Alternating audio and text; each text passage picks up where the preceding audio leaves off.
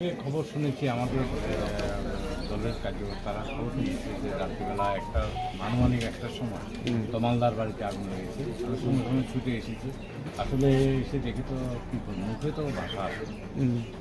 এটা পরিকল্পিত, আমাদের ভাষায় বোঝা গেছে এটা পরিকল্পনা। এখানে লক করে দিয়েছে, লক করে আগুনটা লাগিয়ে যাতে ওরা ঘর থেকে বেরোতে না পারে। তার মানে এখানে জ্যান্ত করার একটা ব্যবস্থা করছে। এটা হাত ছড়া দূরত্ব সিপিএম। এরা দীর্ঘদিন বামপন্থী লোকের সঙ্গে ভর্তি ছিল। বিগত দিনে আমাদের সঙ্গে আসার পরে এদের একটা প্রতি শত্রুতা এরকম একটা ভাব নিয়েছে, কারণ এখানে এসেও ওনাদেরকে আর নিতে পারে। আমাদের সঙ্গে বিভিন্ন মিছিল মিটিং হয়েছে। তাই জনগণের কাছে আতঙ্ক তৈরি করার জন্য যে বিজেপি ক্ষমতা আসার পরে বিরোধীতে সন্ত্রাস করছে। আসলে সন্ত্রাসকে বলতেই পারবে না, বরঞ্চ সিপিএমের যিনি ক্যান্ডিডেট জিতেছেন ওনার ওয়াইফ লাঠি নিয়ে বিভিন্ন এলাকায় সন্ত্রাস করছে, এখনও করছে।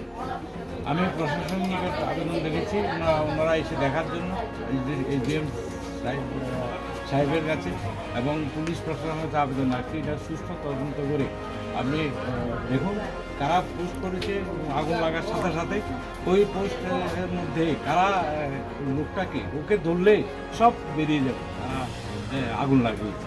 যে পোস্ট করেছে এই বাড়িতে আগুন লেগেছে তাকে ধরলেই সব বেরিয়ে যাবে কে আগুন লাগিয়েছে। আমি এটা প্রশাসনের কাছে আবেদন রাখছি। তারা ক্ষয়ক্ষতি হয়েছে, আপনি কি বলবেন এই বিষয়ে? ক্ষয়ক্ষতি তো পূরণ করার নেই, পূরণ করা যায় না। আমি এই জিম স্যারের কাছে বলেছি তিনি নিয়েছে দেখে আর্থিক সাহায্য করার জন্য, এবং পৌরসভার চেয়ারম্যানের কাছে আমি আবেদন রেখেছি আসার জন্য, দেখার জন্য, এবং আমরা দলের তরফ থেকে আমরা সামান্য কিছু আর্থিক সাহায্য করার জন্য সামান্য। গত রাত্রে আগুন লেগে আমার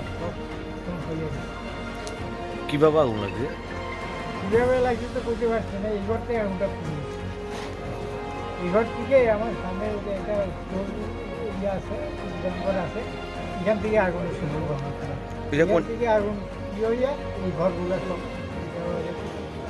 এটা কোন জায়গা? এটা রামঠাকুর পাড়া। কেমন ক্ষয়ক্ষতি হয়েছে আপনার? আমার প্রায় 22 লাখ টাকার মতো ক্ষতি। কি চাইবেন এখন আপনি? কি চাইবেন? আমি চাই আমার ক্ষতিপূরণটা যাতে সরকার আমাদের পোষাইয়া দেয়। আমি নাইলে আমি গরিব মানুষ, আমার পক্ষে এইভাবে ড্যামারিজ কাভার করা